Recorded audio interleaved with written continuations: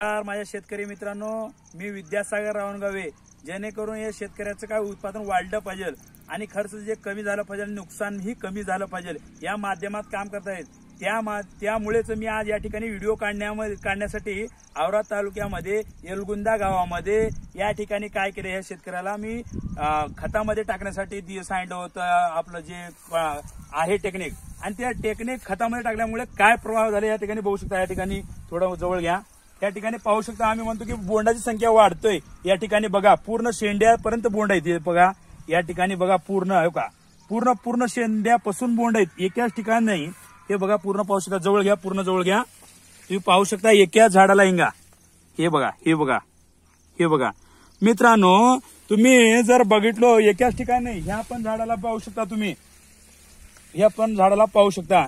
आणि शेती जर बघितलं तर हे पूर्ण खडक रान आहे. या ठिकाणी खडक रानामध्ये आता मला या ठिकाणी काय म्हणजे मध्ये जाता येत नाही, इतकं फुटवा झालेला आहे, इतक्या पाण्याची संख्या वाढलेली आहे.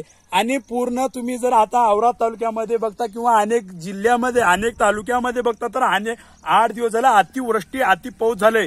त्यामुळे जे कापसाचे जे होते, कापूस जे होता ते पूर्ण काय चाललंय, मरून चाललंय, बोंड गळून चाललेले आहेत. तुम्ही या ठिकाणी बघता तर एकही बोंड गळून गेलेला नाही, खाली बघू शकता तुम्ही. तर मित्रांनो, मी तेच सांगतो की बाबा माझा शेतकरी राजा हा काय चाललाय, फसत चाललाय. आजवर जे होतं चांगले कापूस आले होतं, तर तुम्ही मित्रांनो शेतकऱ्यांनो मला काय म्हणायचं, तुमच्या शेतामध्ये तुम्ही प्रशिक्षण करा की माझा कापूस जे आजवर होता ते ह्या टेक्निकमुळे केलं नाही, इतर टेक्निकमुळे केलेलं आहे.